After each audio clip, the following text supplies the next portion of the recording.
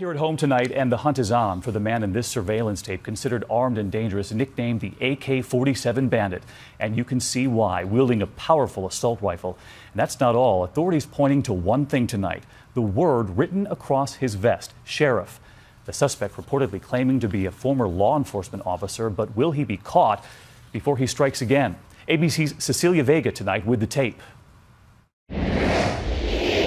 Tonight across the West, the all-out manhunt intensifying for this masked man, wanted for 5 bank robberies in 4 states, most recently making off with a duffel bag full of cash in Nebraska, each time wielding an assault weapon, often wearing a bulletproof vest. We're going to track this guy down wherever he goes.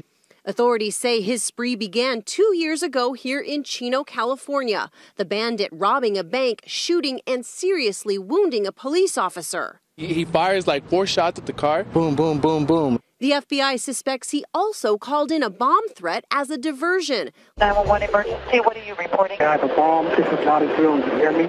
The AK-47 Bandit has shown such proficiency with the gun, including right here at this bank. The FBI tells me it's now looking into the possibility that he's a former police officer or ex-military.